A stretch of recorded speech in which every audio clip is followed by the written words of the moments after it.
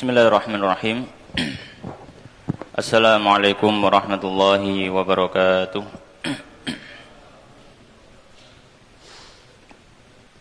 Innal hamdalillah nahmaduhu wa nasta'inuhu wa nastaghfiruh wa natubu ilaihi wa na'udzu billahi min syururi anfusina wa min sayyiati a'malina.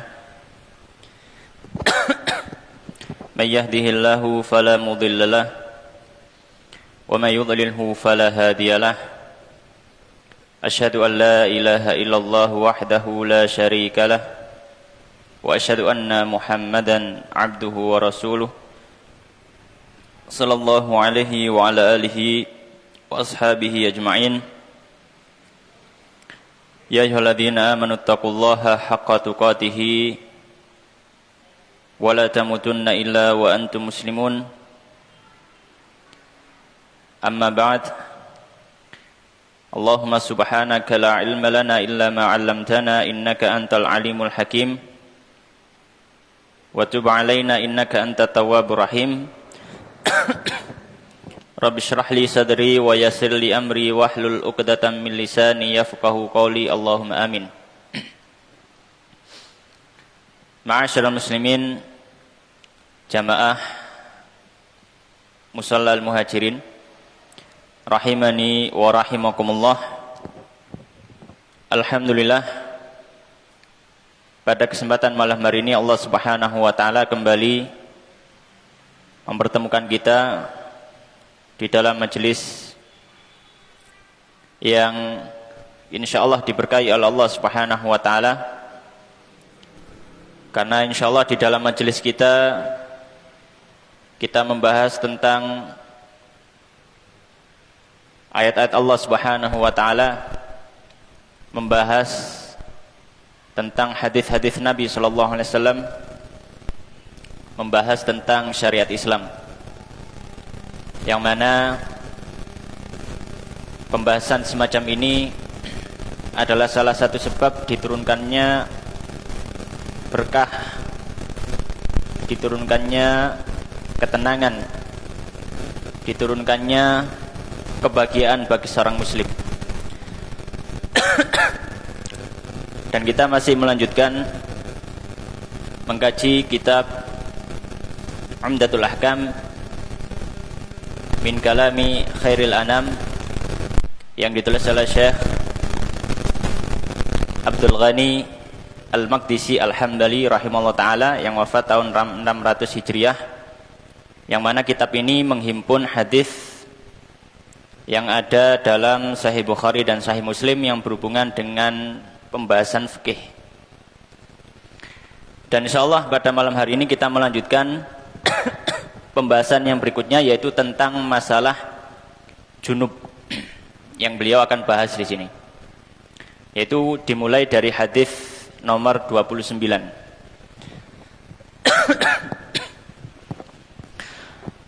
Bismillahirrahmanirrahim. Qala al-musannif rahimahullahu ta'ala wa nafa'ana bi'ilmihi fid dunya wal akhirah wa adakhalahu fasiha jannatihi. Allahumma amin.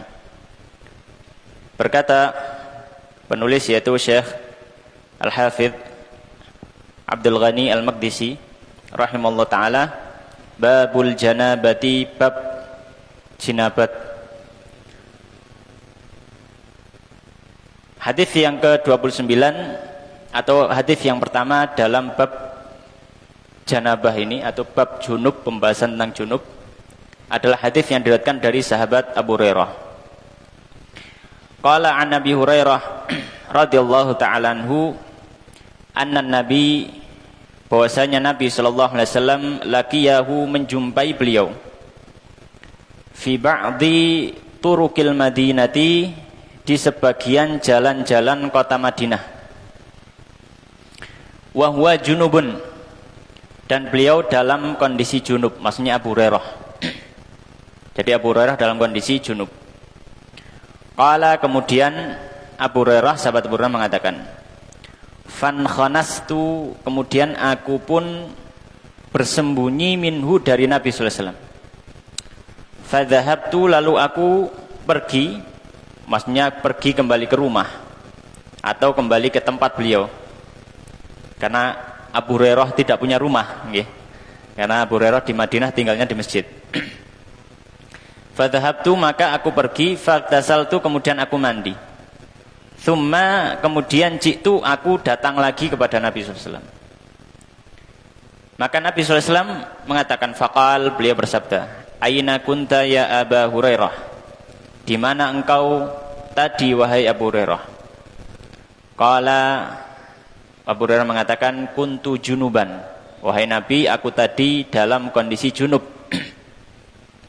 Fakarihtu, maka aku tidak suka an ujalisaka, untuk duduk dengan engkau ala ghairi taharatin, dalam kondisi tidak suci. Dalam kondisi tidak suci, yaitu dalam kondisi hadas. Faqala, maka Nabi sallallahu alaihi wasallam mengatakan, subhanallah, maha suci Allah. Innal mu'mina, sungguhnya orang mukmin, la yanjusu, tidak najis.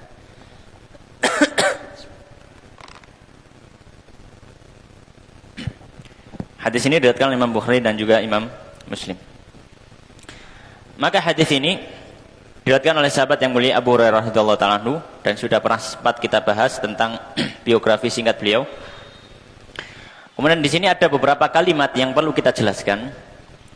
Di antaranya di sini disebutkan dalam hadis fi ba'di turuqil Madinah, di sebagian jalan-jalan Al-Madinah.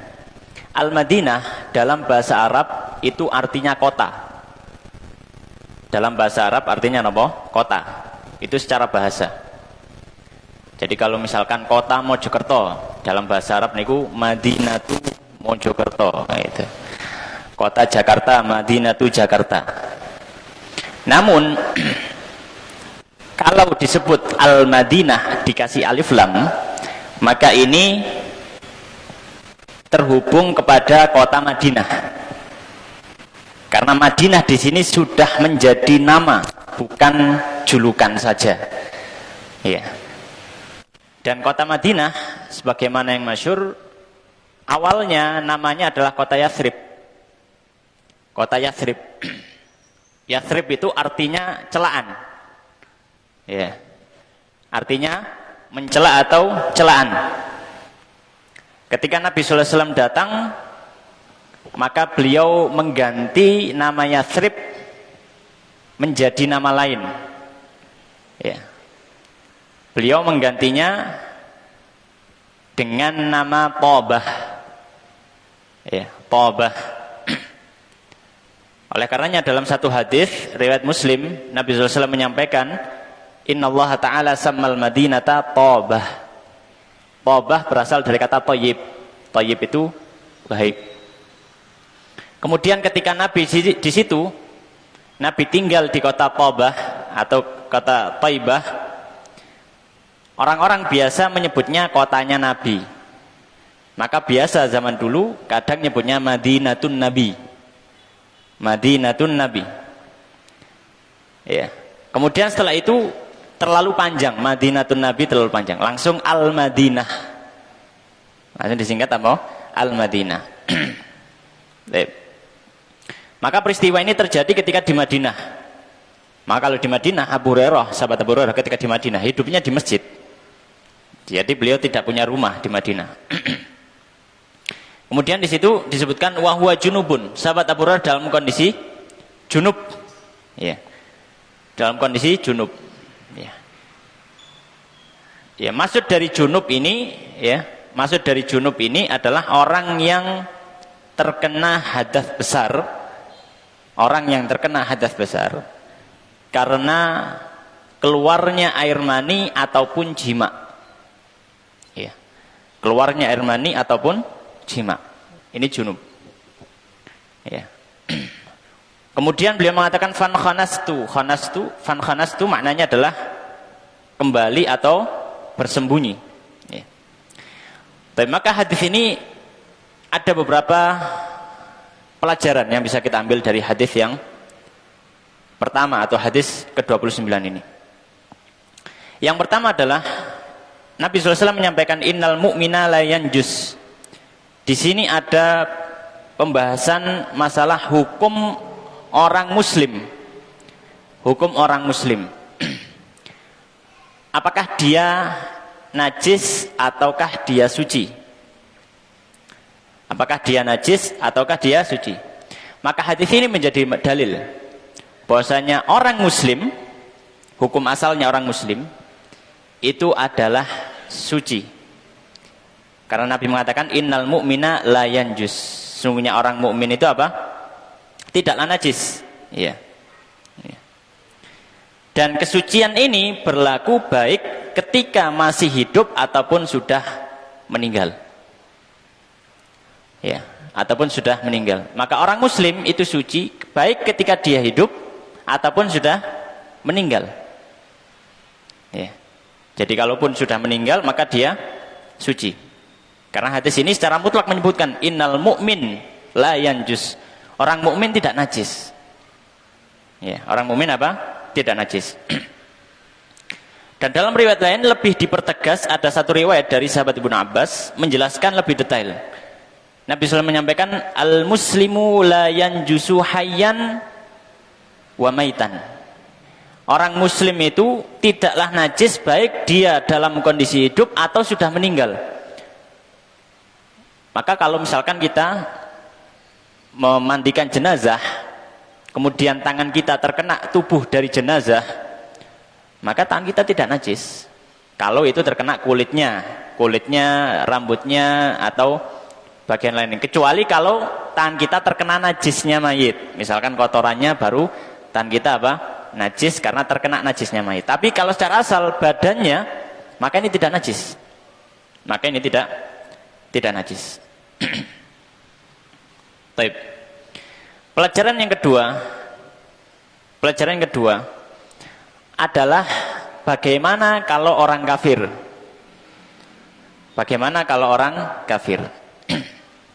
Apakah dia suci atau najis tubuhnya? Ya. Apakah dia suci atau najis tubuhnya? Baik. Zahir kalau dilihat dari hadis ini, innal mu'mina la yanjus, itu tidak menafikan kalau kafir bisa saja dia najis. Karena disebut di sini hanya orang mukmin. Ya, namun pendapat jumhur para ulama menyampaikan orang kafir hukumnya di sini sama dengan orang muslim. Dia tidak najis baik ketika hidup atau sudah mati. Maka kalau ada orang yang menyentuh jenazah dari orang kafir, maka tidak dihukumi najis tangannya. Ya, tidak dihukumi apa? Najis tangannya. Baik. Kalau misalkan ada yang bertanya, bagaimana dengan firman Allah Subhanahu wa taala innamal musyrikuuna najasun di dalam Al-Qur'an, enten. Sesungguhnya orang musyrik itu najis. Sesungguhnya orang musyrik itu apa? Najis.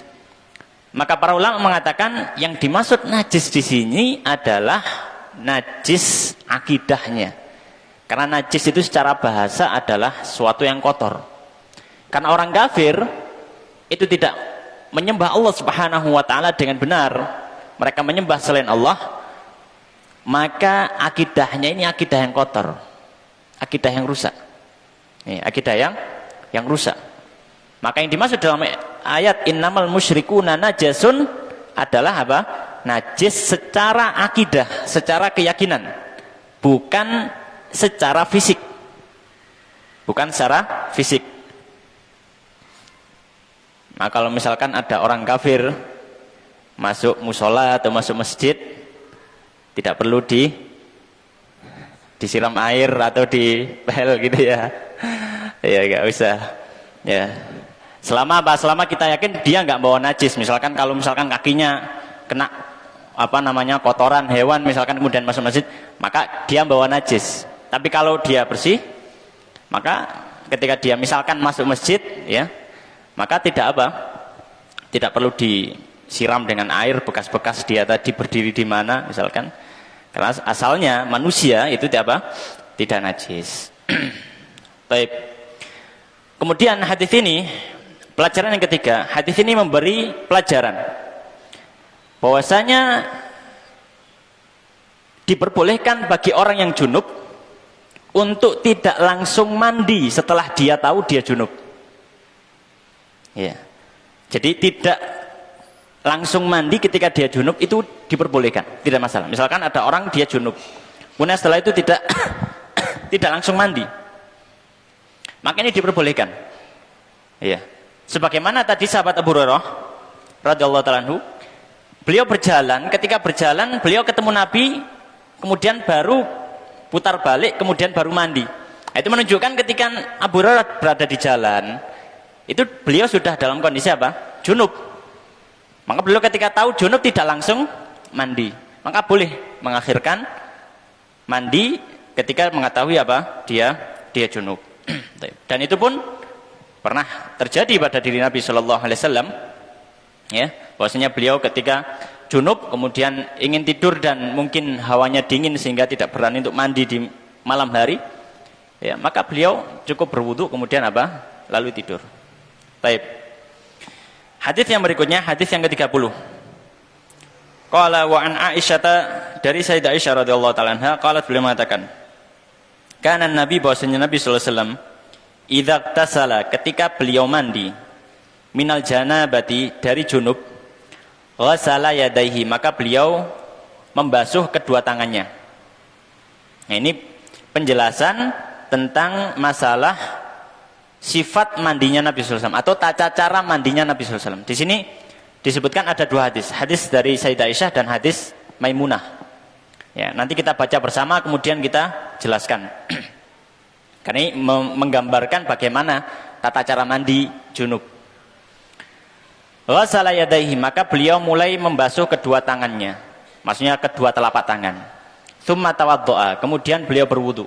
Wudu'ahu, seperti wudu'nya beliau li sholati, untuk sholat. Berarti ya wudu dengan membasuh muka, membasuh tangan dan seterusnya. Tsumma ightasala, kemudian beliau mandi. Tsumma yukhallilu, dan lalu beliau menyela-nyela biyadaihi, dengan kedua tangannya, sya'rahu, rambut beliau. Hatta, hingga idza dhanna, ketika beliau sudah menyangka, mengira, annahu, bahwasanya beliau qad arwa, sudah mengenakan air, basyaratahu, pada kulit beliau atau kulit kepalanya, afadha, maka beliau menyiram alaihi, di atas kepalanya, alma'a, air, salasa marratin, 3 kali. Summa, kemudian, ghasala, beliau membasuh sa'ira jasadihi, yang tersisa dari tubuhnya yang belum terkena air. Wa kanat, dan Sayyidah Aisyah taqulu, mengatakan, kuntu, aku dulu, aghtasilu, mandi, ana, saya, wa Rasulullah, dan juga Rasulullah SAW, min ina'in wahidin, dari wadah yang sama, wadah satu yang sama. Naghtarifu, kami menciduk, minhu, dari wadah tadi, jami'an, ya, kami berdua, ya. Jadi dua-duanya menciduk dari satu wadah yang sama. Hadis yang ke-31 ini juga menggambarkan tata cara mandi junubnya Nabi, maka kita baca sekalian, nanti kita akan jelaskan. Hadis yang ke-31, qala wa an Maimunah bintil Harits, dari sahabat Maimunah bintil Harits radhiyallahu ta'ala anha, zaujin Nabi, istri Nabi sallallahu alaihi wasallam, annaha, bahwasanya beliau qalat, berkata, wada'tu, aku pernah meletakkan, li Rasulillah, untuk Rasulullah sallallahu alaihi wasallam, wudu al janabati, alat bersuci untuk junub, maksudnya air. Fa'akfa'a, maka beliau mulai menuangkan, biyaminihi, dengan tangan kanannya, ala yasarihi, ke tangan kirinya, marrataini, 2 kali, au salasan, atau 3 kali. Summa, kemudian, ghasala farjahu, beliau membasuh farjinya, ya. Summa, kemudian, dharaba, beliau memukul, maknanya memukul di sini menempelkan, menggosok, ya, yadahu, tangan beliau, bil ardi, ke tanah, au al-haiti, atau ke tembok, marrataini, 2 kali, au salasan, atau 3 kali. Summa, kemudian beliau tamadmadha, berkumur, wastansyaqa, dan beristinsyak, menghirup air ke dalam hidung, wa ghassala wajhahu, dan beliau membasuh wajahnya, wa dhira'aihi, dan 2 lengan beliau, lengan tangan, Summa kemudian afadha, beliau menuangkan ala ra'sihi, ke atas kepala beliau, al-ma'a, air. Summa kemudian ghassala jasadahu, beliau membasuh tubuhnya. Summa tanaha, kemudian beliau agak pindah, agak geser tempatnya. Fa ghassala rijlahi, kemudian baru beliau membasuh kedua kakinya. Fa ataitu, lalu aku datang kepada Nabi, kata sahabat Maimunah, bi khirqatin, dengan dengan satu kain. Dalam riwayat lain bimindil, dengan semacam serbet atau semacam, kalau sekarang ya handuk. Falam yuridha, maka Nabi tidak mau untuk menerimanya. Faja'ala, lalu beliau sallallahu alaihi wasallam mulai yanfudu, mengibaskan al-ma'a, air pada tubuhnya, biyadihi, dengan tangannya. Jadi beliau mengibaskan air dengan tangannya, tidak pakai handuk. Kedua hadis ini diriwayatkan oleh Imam Bukhari dan juga Imam Muslim. Baik. Maka sebelum kita membahas faedah-faedah dari hadis ini, kita perlu mengenal juga tentang siapakah Sayyidah Maimunah. Kalau Sayyidah Aisyah, kita sudah pernah membahasnya tentang beliau secara singkat biografinya. Adapun perawi hadis yang nomor 31 itu dari sahabat Maimunah bintil Harith. Ya, Maimunah binti Harith radhiyallahu ta'ala anhu. Beliau adalah ummul mukminin, ibu kaum mukminin, dan beliau adalah istri Nabi sallallahu alaihi wasallam. Makanya di sini disebut zaujin Nabi, istrinya Nabi sallallahu alaihi wasallam. Dan Maimunah ini adalah saudarinya Ummul Fadl. Saudarinya Ummul Fadl. Siapa Ummul Fadl itu? Ummul Fadl itu ibunya Ibnu Abbas. Jadi Ummul Fadl itu punya saudari perempuannya mana? Maimunah. Ummul Fadl ini istrinya pamannya Nabi, istrinya Abbas bin Abdul Muttalib. Ummul Fadl nikah dengan sahabat Al-Abbas bin Abdul Muttalib, kemudian melahirkan anak. Di antara anaknya yang paling tua Al-Fadl bin Abbas dan juga Abdullah bin Abbas. Nah, Maimunah ini saudarinya Ummul Fadl. Maimunah dinikahi Nabi sallallahu alaihi wasallam. Maka Maimunah ini jatuhnya masih bibinya Ibnu Abbas, sahabat Abdullah bin Abbas. Makanya ada satu hadis yang masyhur tentang bagaimana sahabat Ibnu Abbas pernah nginep di rumahnya Maimunah ketika malam hari, kemudian Nabi bangun, kemudian sahabat Ibnu Abbas ikut bangun. Ya. Nah, kenapa kok bisa sampai nginep di rumahnya Nabi? Ya, dan ketika itu Nabi sedang gilirannya Maimunah, karena Maimunah ini jatuhnya bibinya. Makanya beliau nginep.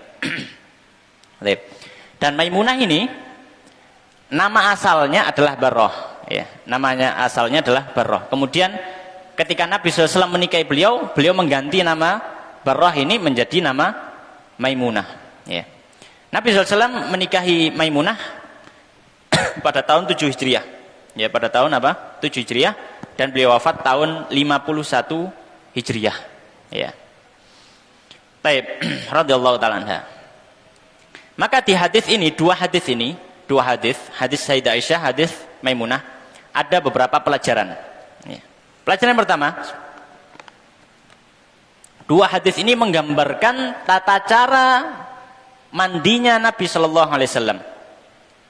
Dan ini kalau digabungkan, ya, menggabungkan antara dua hadis ini, maka bisa diambil kesimpulan tata cara mandi junub yang lengkap, yang komplit itu ya, adalah sebagai berikut.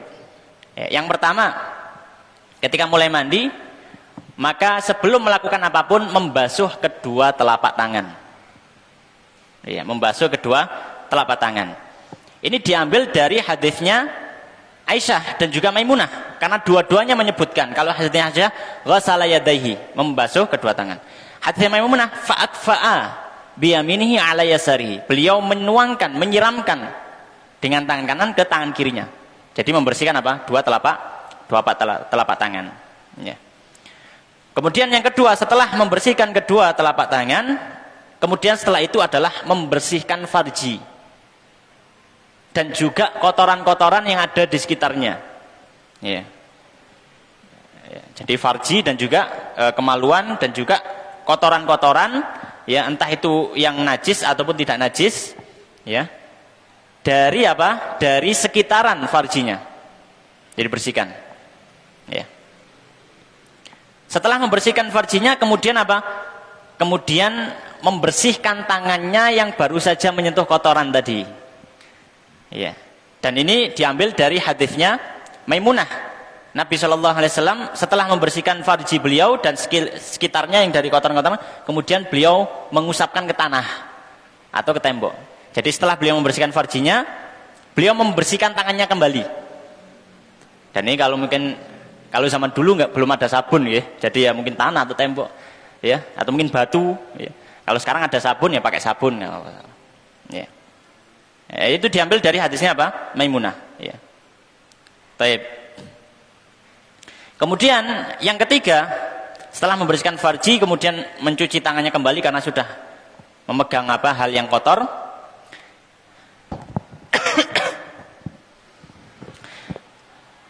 Kemudian yang berikutnya, yang ketiga adalah berwudu. Wudunya seperti wudu apa? Wudu salat. Sebagaimana di hadis Aisyah tadi disebutkan, "Tsumma tawaddo'a wudu'ahu lis-shalah." Nabi kemudian apa? Wudu untuk wudu seperti salat. Ya. Untuk wudu seperti salat. Ya. Nah, ketika wudu ini setelah membersihkan farjinya, apakah harus mencuci tangan lagi? Tidak. Jadi ketika wudu itu bisa langsung apa? Berkumur. Diambil dari mana? Hadisnya Maimunah tadi langsung menyebutkan apa? Tsumma tamadmadha wastansyaqa. Jadi setelah membersihkan farji, kemudian mencuci tangan kembali karena mungkin mengenai kotoran, kemudian langsung apa? Berkumur, kemudian menghirup air ke hidung. Kemudian apa? Kemudian basuh wajah, ya. Kemudian basuh tangan, kedua tangan, ya, dan seterusnya. Taib. Setelah menyelesaikan wudu seperti wudunya dari sholat, para fuqaha menyampaikan ini ada dua pilihan untuk kaki. Kaki ini boleh dibasuh sebelum selesai mandinya, dan itu diambil dari hadisnya Sayyidah Aisyah karena beliau menyebutkan wudu ahli sholah secara mutlak. Atau bisa kakinya jangan dibasuh dulu, jadi setelah tangan, kemudian kepala, telinga, waktunya kaki ditunda dulu, kakinya nanti terakhir, diambil dari hadisnya Maimunah. Jadi ini ada dua pilihan ketika apa? Bagian kaki boleh di tengah-tengah mandi, yaitu pas wudu, atau boleh pas sampai kaki, kakinya diakhirkan nanti ketika selesai mandi. Ya. Baik. Kemudian yang berikutnya, ya, adalah setelah selesai wudu kemudian menyela-nyela rambut kepala dengan air. Ya. Jadi rambut kepalanya apa? Disela-sela dengan air. Ya, sampai kira-kira basah sampai ke kulit-kulitnya. Ya. Sampai kiranya apa? Basah. Baik. Kemudian setelah itu apa? Setelah dirasa sudah cukup basah, dituangkan air di atasnya. Jadi disiram kepalanya sebanyak apa? 3 kali. Ya. Baik. Setelah itu apa? Ya. Setelah itu mengguyur seluruh tubuh dengan air.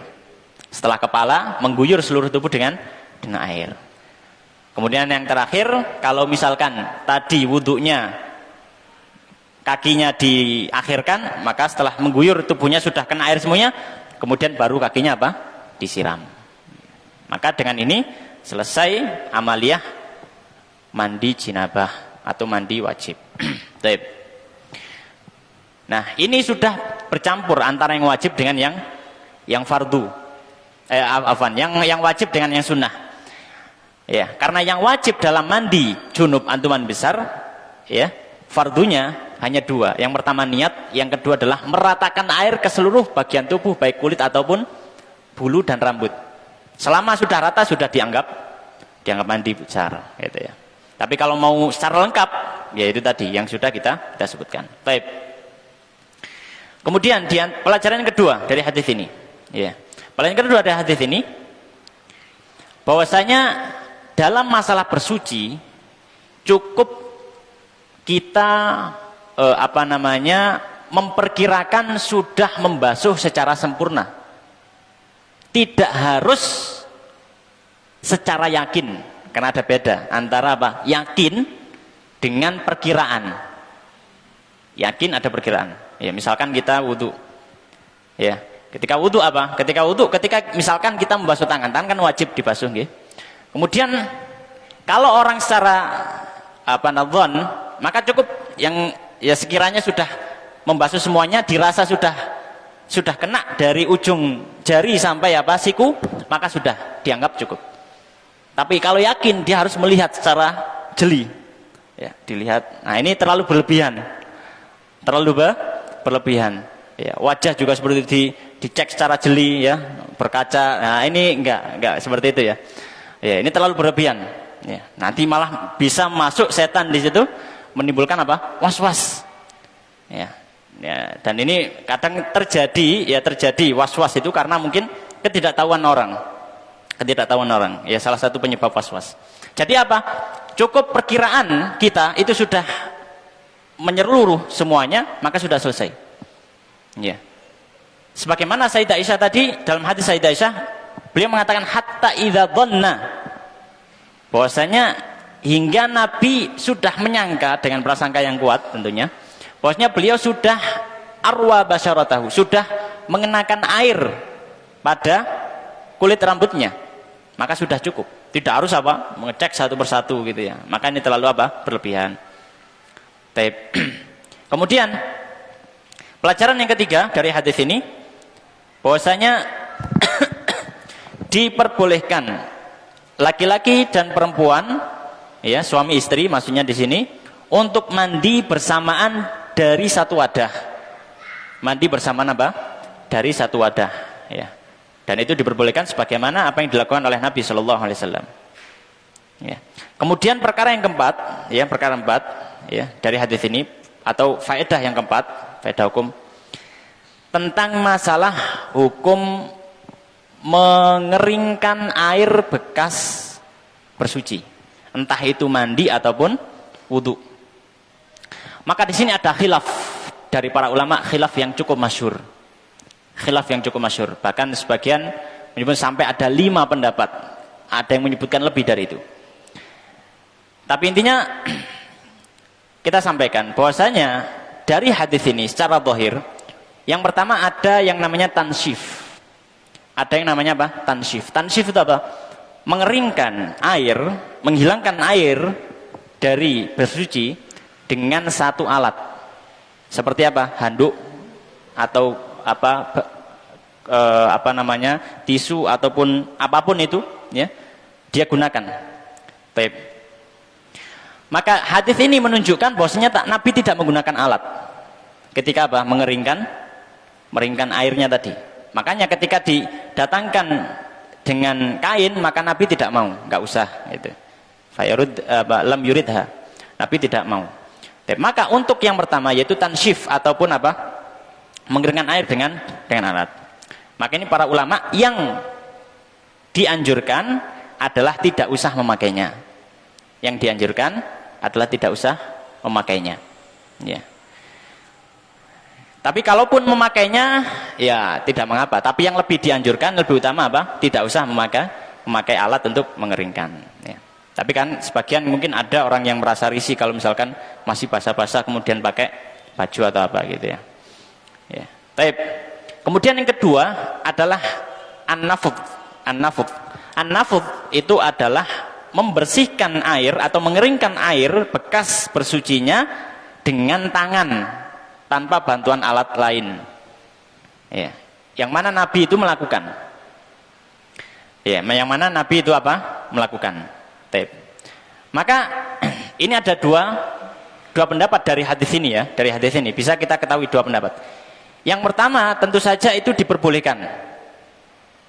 Diperbolehkan mengibaskan ya air dari tubuhnya ketika habis bersuci. Dan Nabi melakukan. Ya. Cuma masalahnya yang lebih utama mana? Yang lebih utama mana? Dikeringkan atau dibiarkan saja?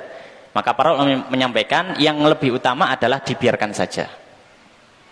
Tidak usah dikeringkan, hilangkan airnya tadi, baik dengan alat ataupun dengan tangannya sendiri.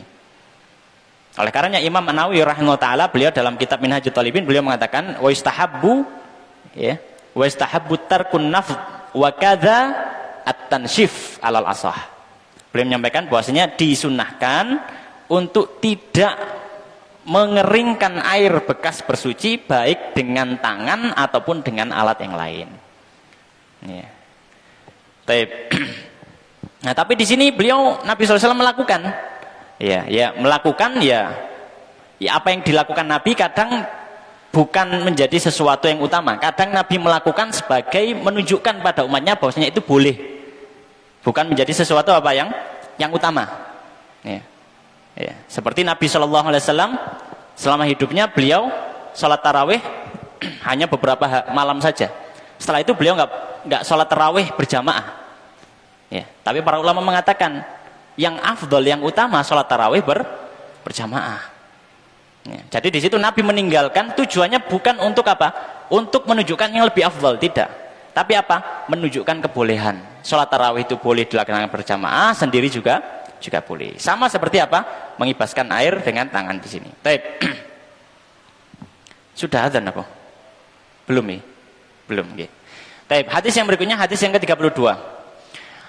Qala wa an Abdullah bin Umar, dari sahabat Abdullah bin Umar radhiyallahu taala anhuma, anna Umar bin Khattab, bahwasanya sahabat Umar bin Khattab radhiyallahu taala anhu, qala beliau mengatakan, ya Rasulullah, ya Rasulullah, ayarkudu ahaduna, apakah tidur salah seorang dari kami, wa huwa junubun, sedangkan dia dalam kondisi junub.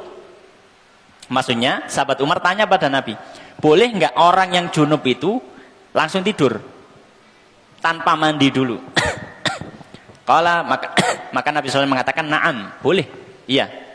Idza tawaddo'a ahadukum, jika berwudu salah seorang dari kalian, falyarqud, maka silahkan dia tidur.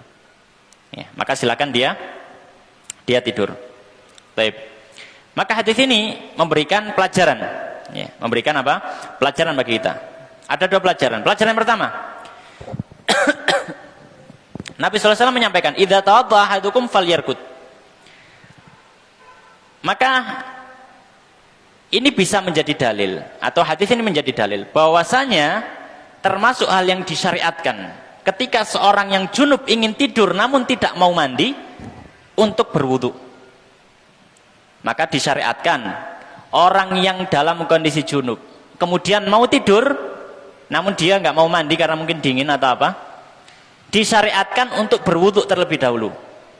Disyariatkan untuk berwudu terlebih dahulu. Namun di sini yang menjadi khilaf, hukum wudunya apa? Hukum wudunya apa? Maka ada dua pendapat. Pendapat yang pertama, hukum wudunya wajib.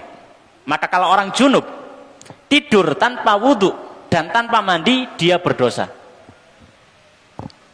Kok bisa mengambil wajib? Karena di sini Nabi mengatakan falyarqud, ya. Hendaknya dia tidur. Lam di sini kalau dalam ilmu ushul fikih, lam itu disebut lam amr dan itu menunjukkan perintah. Perintah hukum asalnya menunjukkan wajib. Dan kewajiban ini ya diberi syarat-syaratnya kalau sudah wudu. Maka kaidah mengatakan sesuatu yang kewajiban itu tidak bisa dijalankan kecuali dengan sesuatu itu, maka sesuatu itu ikut wajib. Ya, orang hadas harus sholat wajib. Tapi sholat gak sah kalau nggak wudu, wudunya hukumnya wajib. Ya, maka di sini orang tidur, perintahkan Nabi SAW untuk tidur. Ya, kemudian Nabi SAW mau menggantungkan perintah tidur ini dengan apa? Jika sudah berwudu. Ya, jika sudah, maka perintah yang sifatnya wajib ini tidak menjadi sempurna kecuali kalau berwudu terlebih dahulu. Ini pendapat pertama. Ya. Namun pendapat yang kedua mengatakan hukumnya sunnah. Maka kalau orang tidur setelah dalam kondisi junub tanpa wudu, dia tidak berdosa. Dia tidak berdosa. Ya. Karena sunnah itu kalau ditinggalkan dia tidak berdosa. Ya, bukan tidak apa-apa. Ya. Ada apa-apa pasti karena meninggalkan suatu sunnah, tapi tidak berdosa secara fikih. tidak berdosa. Maka kalau dia tidur tanpa wudu tidak berdosa. Kenapa? Karena wudu bagi orang yang junub dan ingin tidur hukumnya sunnah. Perintah di sini, apa yang mengindikasi bahwasanya perintahnya ini sunnah? Ada riwayat yang lain dari Sayyidah Aisyah radhiyallahu taala anha yang hadisnya diriwayatkan Imam Tirmidzi, Ibnu Majah dan selainnya. Anna Nabi sallallahu alaihi wasallam kana yanam wa huwa junubun. Nabi SAW pernah beliau tidur dalam kondisi junub, wala yamassu ma'an, dan beliau tidak menyentuh air sama sekali ketika tidur. Maka di sini menunjukkan Nabi tidur tidak berwudu, tidak mandi dalam kondisi junub. Ya. Maka perintah di sini diarahkan ke arah sunnah. Baik. Kemudian hadis yang berikutnya, hadis yang ke-33. Sudah adzan. Nggih, adzan terlebih dahulu.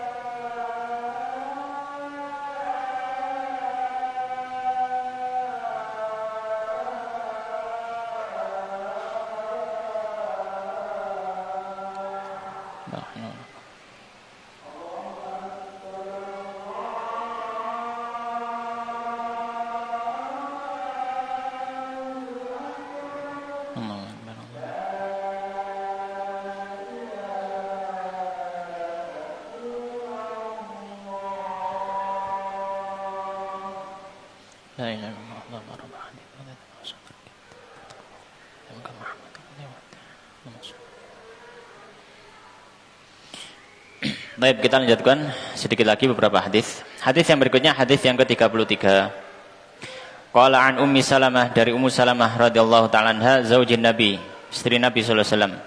Ya, Ummu Salamah, istri Nabi sallallahu alaihi wasallam, sahabat yang cukup masyhur, salah seorang sahabat wanita yang pernah hijrah ke Habasyah, juga hijrah ke Madinah. Jadi beliau ini pernah hijrah 2 kali, ke Habasyah juga ke Madinah. Dan suami beliau Abu Salamah, ya, Abu Salamah itu masih saudara sepersusuannya Nabi sallallahu alaihi wasallam. Kemudian ketika di perang Badar Abu Salamah meninggal, ya, Ummu Salamah ditinggalkan oleh suaminya, kemudian Ummu Salamah dinikahi oleh Nabi sallallahu alaihi wasallam. Qalat, beliau mengatakan, ja'at Ummu Sulaim, datang Ummu Sulaim, ya, imra'atu Abi Talha, istrinya Abu Talha. Ummu Sulaim ini sahabat perempuan dari Madinah. Beliau ini adalah ibunya sahabat Anas bin Malik. Jadi yang bawa Anas bin Malik ke Nabi, kemudian menyampaikan kepada Nabi untuk Anas bin Malik ini jadi pembantunya Nabi, yang bagian khidmah, khodim lah, khodim rumahnya, ya, itu adalah Ummu Sulaim. Ummu Sulaim wanita yang luar biasa di antara wanita-wanita Ansor, ya. Sayyidah Aisyah sampai mengatakan rahimallahu mura'at nisa al-Ansor, semoga Allah merahmati para wanita Ansor, ya. Innal hayya lam yamna'hunna, ya, minal ilm au kama qalat radhiyallahu ta'ala anha, bahwasanya rasa malu tidak menghalangi mereka untuk belajar, ya. Kenapa? Kebutuhan terhadap belajar itu mengalahkan rasa malunya. Semangatnya luar biasa dalam ilmu ataupun dalam amal. Radhiyallahu ta'ala anha. Ila Rasulillah, datang Ummu Sulaim kepada Rasulullah SAW. Faqalat, maka beliau mengatakan, ya Rasulullah, ya Rasulullah, innallaha la yastahi minal haq. Innallaha, sungguhnya Allah, la yastahi, tidak malu, minal haqi, dari kebenaran. Nah, ini cerdasnya Ummu Sulaim. Ketika bertanya, karena tahu pertanyaan ini mungkin akan dianggap sebagian orang sebagai pertanyaan yang agak memalukan bagi seorang wanita untuk bertanya kepada laki-laki. Karena ini pertanyaan mengenai ihtilam, mimpi basah. Itu kan cukup membuat wanita keder kalau mau bertanya, kan sungkan, apalagi laki-laki. Ya. Wanita tanya ke ustadz masalah mimpi basah, kan malu. Tapi Ummu Sulaim memberikan apa? Muqaddimah. Ya, muqaddimah. Beliau menyampaikan sungguhnya Allah tidak malu dalam kebenaran. Maksudnya apa? Dalam menjelaskan kebenaran. Ilmu kebenaran. Kalau beliau nggak bertanya, beliau bisa saja tidak mengetahui hukumnya. Efeknya kalau apa? Kalau tidak mengetahui hukumnya, bisa saja ibadah yang dilakukan tidak sah. Ya, bisa saja. Dan Allah SWT menyebutkan dalam Al-Quran, innallaha la yastahi an yadriba mathalan ma ba'udatan, ya, wa ma fauqaha. Allah tidak malu untuk membuat permisalan seekor nyamuk, ya, ataupun yang lebih besar dari nyamuk, ya. Maka Ummu Sulaim mengatakan innallaha la yastahi minal haq. Allah tidak malu untuk menjelaskan kebenaran. Beliau kemudian bertanya, fahal 'alal mar'ah, maka apakah wajib bagi wanita min guslin, untuk mandi, idza, jika dia ihtalamat, mimpi basah, ya. Faqala Rasulullah, maka Rasulullah mengatakan, na'am, iya. Idza ra'at, jika dia melihat al-ma'a, air. Ya. Jika dia melihat air. Nah, di sini juga terlihat bagaimana cerdasnya atau bagusnya Ummu Sulaim dalam bertanya. Pertanyaan cukup cukup privasi, ya, cukup sensitif, ya, hal-hal yang rasa malu wanita akan besar ketika bertanya masalah ini. Maka beliau tidak mengatakan aku. Apakah kalau saya mimpi basah? Enggak. Beliau mengatakan kalau ada wanita mimpi basah.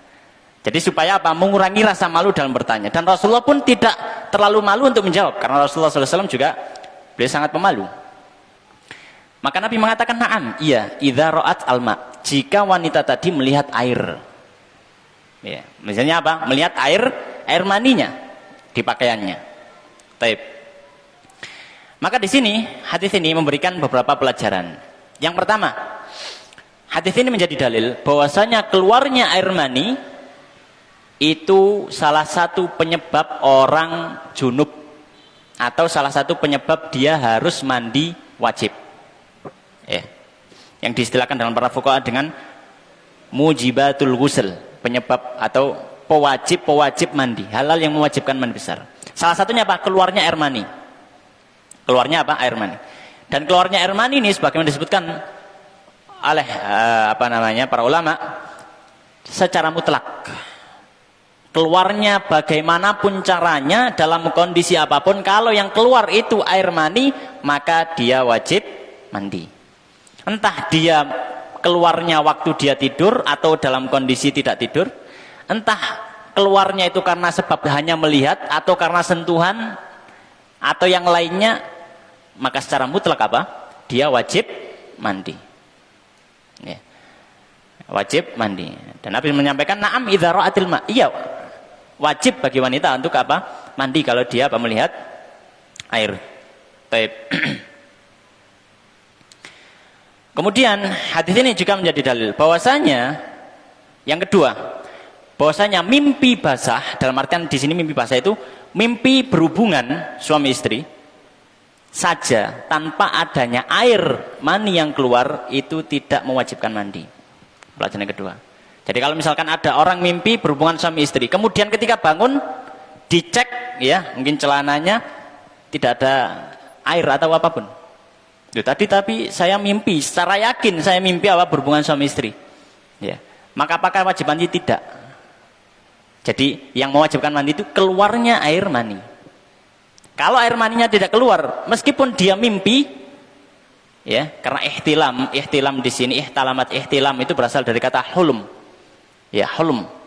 Hulm itu artinya mimpi. Jadi bukan sebatas mimpinya, tapi apa lebih kepada keluarnya air mani pada saat mimpi itu. Itu.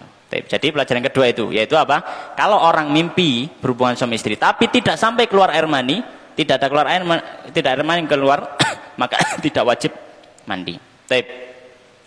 Hadis yang berikutnya, hadis ke-34. Qala wa an Aisyah, dari Sayyidah Aisyah radhiyallahu taala anha, qalat, beliau mengatakan, kuntu aghsilu, aku pernah mencuci al-janabata, junub. Maksudnya junub di sini adalah air mani. Junub yang dimaksud di sini adalah apa? Air mani. Jadi dia kinayah, ya. Dia apa? Kiasan.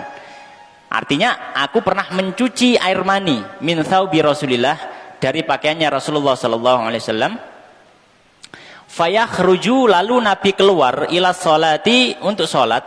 Wa inna, dan sesungguhnya buqa'al ma'i, bekas air, fi thawbihi, ada pada pakaiannya. Jadi belum kering sudah dipakai Nabi sallallahu alaihi wasallam. Ya, belum kering bekas cuciannya Sayyidah Aisyah tadi yang pas di area terkena air mani tadi. Itu Nabi sudah sholat dengan itu. Wa fi lafdhin, dan dalam lafaz yang lain, li muslimin, dalam riwayat Muslim, laqad kuntu, sungguhnya aku, afruku, mengerik sambil menggosok. Ya. Al-farq itu apa namanya? Menggosoknya, ya, menggosok atau mengeriknya. Min thawbi Rasulillah, dari pakaiannya Rasulullah SAW, farkan, dengan kerikan. Fayusolli, lalu beliau sholat, fihi, dengan pakaian tadi yang masih ada bekas kerikan, kerikan saya, mengerik air mani Nabi SAW. Jadi di sini Sayyidah Aisyah tidak mencuci, hanya apa? Dikerik, karena sudah kering, dikerik saja. Maka hadis ini memberikan beberapa pelajaran. Ya. Pelajaran yang yang pertama adalah tentang hukum air mani. Hukum air mani manusia. Maka para ulama ada khilaf, ya, cukup banyak khilaf yang terjadi juga. Tapi di sini kita simpulkan ada dua. Pendapat pertama, ya, mengatakan air mani manusia itu hukumnya suci.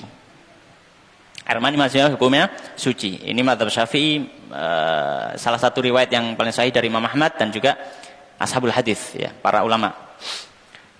Dalilnya apa? Dalilnya adalah bahwasanya Sayyidah Aisyah pernah mencuci air maninya Nabi yang ada di pakaian, dan satu ketika juga hanya mengerik, juga hanya apa? Mengeriknya. Jadi di sini Sayyidah Aisyah pernah mencuci, pernah mengerik. Maka para ulama mengatakan, yang mengatakan air mani itu suci, kalau misalkan dia najis, maka harusnya pakai air, karena air itu untuk mensucikan najis. Kalau dikerik saja itu tidak bisa apa? Mensucikan. Maka kalau Sayyidah Aisyah pernah mengeriknya, itu menunjukkan apa? Meskipun cuma sekali, itu menunjukkan apa? Air mani tidak najis. Kalau najis pasti dicuci terus, gitu, pakai air. Itu pendapat yang pertama. Ya, dalilnya apa? Dalilnya lafaz Muslim tadi. Pendapat yang kedua mengatakan air mani manusia itu najis. Air mani apa? Air mani manusia itu najis. Ini pendapatnya Imam Malik dan juga Imam Abu Hanifah. Air mani manusia itu najis. Ya. Dan mereka mengatakan bahwasanya mengeriknya Sayyidah Aisyah terhadap maninya Nabi SAW tidak menunjukkan dia suci. Karena ada satu riwayat dari Nabi SAW, beliau mengatakan bahwasanya kalau salah seorang dari kalian itu memakai sandal, kemudian dia menginjak najis, maka cukup baginya untuk menggosokkannya ke tanah. Dan para ulama mengatakan air mani itu suci. Najis yang diinjak oleh kaki, oleh alas kaki, alas sandal atau apa, ketika digosokkan ke tanah, apakah dia menjadi suci? Tidak. Jadi meskipun digosok, meskipun dikerik, itu tidak menunjukkan dia apa? Suci, tetap najis. Ya, tetap apa? Tetap najis. Maka dijawab oleh Syafi'iyah, kalau misalkan itu tetap najis, kok Nabi sholat pakai baju itu yang ada kerikannya tadi? Gitu. Kalau najis ya tentu Nabi nggak akan pakai untuk sholat kan gitu. Nabi pakai sholat, ya. Nabi pakai sholat. Dan yang mengatakan dikiaskan ada dalil sandal tadi, sandal Nabi ketika sholat, kemudian tiba-tiba sandalnya dilepas. Setelah selesai sholat ditanya sahabat, loh kenapa Nabi kok dilepas sandalnya? Nabi mengatakan, tadi malaikat mengatakan padaku, di sandalku ada najis. Langsung saya lepas.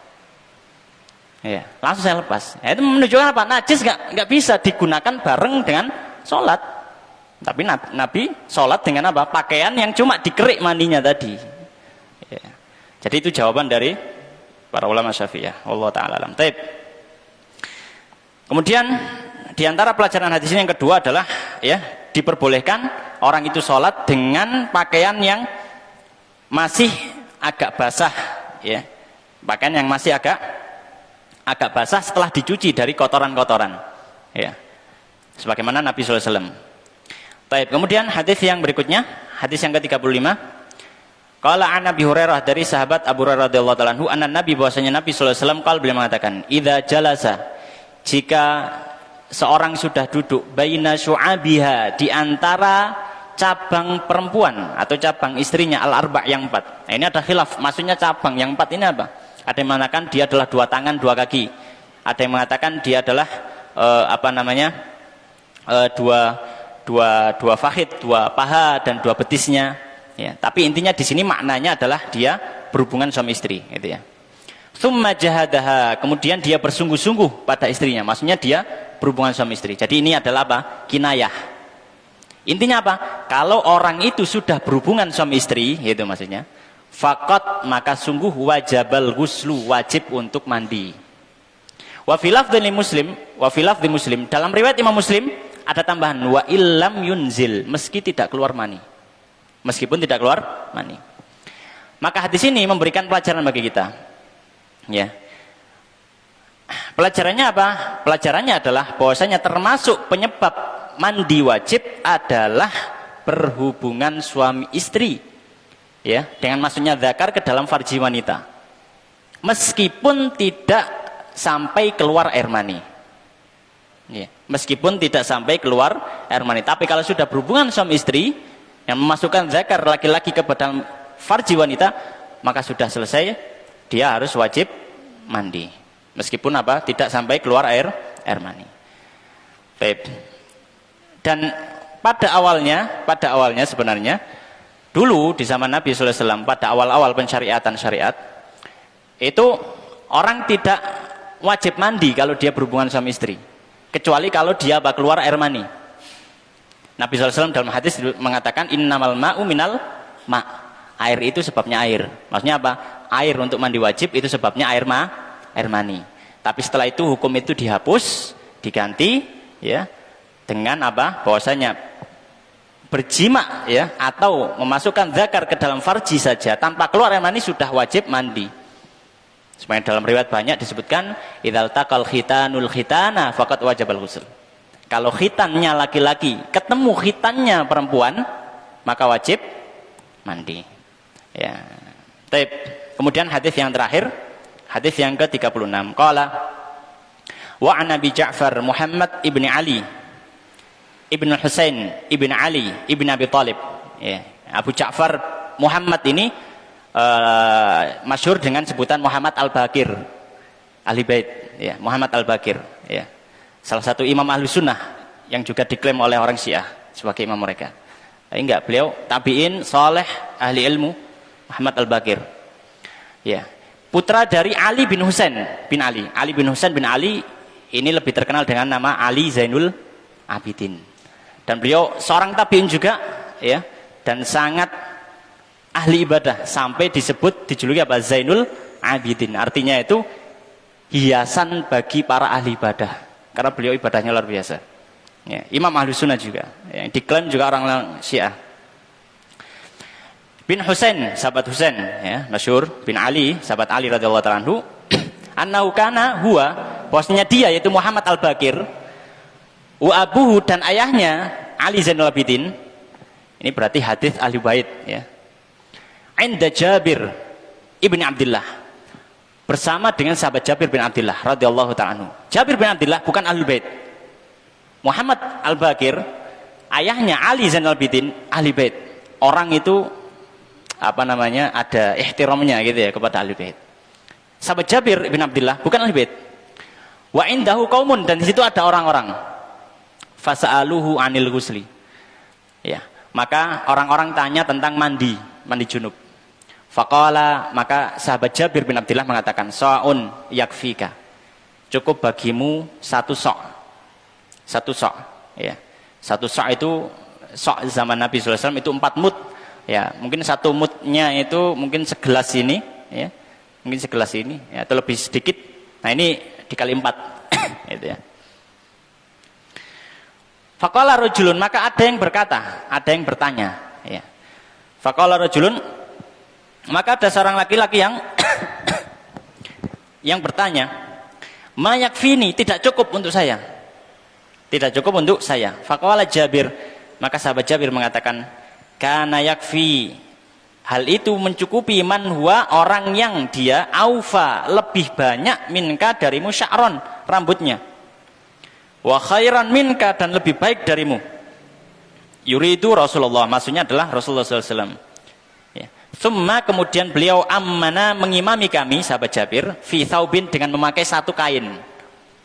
Ya, jadi satu kain, beliau ngimami cuma satu kain, diikatkan di leher, langsung ke bawah. Wa fi lafdhin, dalam lafaz yang lain, karena Rasulullah sallallahu alaihi wasallam yufrighul ma, bahwasanya Nabi sallallahu alaihi wasallam menuangkan air ala ra'sihi, kepada kepala beliau, salasan 3 kali. Qala radhiyallahu anhu, ya. Berkata musannif rahimahullah ta'ala wa radhiyallahu anhu, ar-rajul alladzi qala ma yakfini, laki-laki tadi yang berkata ma yakfini adalah Al-Hasan ibnu Muhammad ibnu Ali ibni Abi Thalib, ya, radhiyallahu ta'ala anhu. Wa abuhu Muhammad ibnu Hanafiyah. Ya, yang bertanya tadi adalah masih keturunannya sahabat Ali, tapi bukan dari Sayyidah Fatimah. Ya. Radhiyallahu ta'ala anhum al-jami'. Baik. Maka hadis ini memberikan pelajaran, ada 2 pelajaran. Yang pertama, ya, yang pertama, bahwasanya ketika seorang bersuci, termasuk hal yang dimakruhkan saat bersuci adalah berlebihan dari yang dia butuhkan. Ya, sampai buang-buang air seperti itu, maka ini dimakruhkan, ya, tidak bagus, ya, karena seorang muslim itu orang yang tidak israf, tidak berlebihan. Maka ketika menggunakan secukupnya, selama apa, mencukupi apa, tubuhnya mencukupi bagian yang wajib untuk dibasuh. Ya. Dan Nabi SAW memberikan contoh, beliau mandi cuma menggunakan air apa? Satu sak itu cukup. Satu sak itu apa? Cukup. Ya. Baik, kemudian pelajaran yang kedua, ya, diperbolehkan orang itu sholat menggunakan satu pakaian saja. Ya. Diperbolehkan orang itu sholat menggunakan satu pakaian saja, dalam artian sah sholatnya. Ya, itu zaman zaman dahulu, karena memang sebab kekurangan. Maka sahabat Jabir ini pun pernah sholat bersama Nabi SAW, karena nggak ada kain, cuma pakai satu kain. Satu kain dililitkan di di leher atau di pundaknya, kemudian menjulur sampai ke bawah. Ya. Demikian selesai pembahasan dari babul janabah, bab tentang mandi junub. Baik, kita cukupkan sampai di sini, kita akhiri dengan doa kafaratul majelis. Subhanakallahumma wabihamdika Asyhadu an la ilaha illa anta astaghfiruka wa atubu ilaik. Wa akhiru da'wana alhamdulillahirabbil alamin wallahu taala alam. Assalamualaikum warahmatullahi wabarakatuh.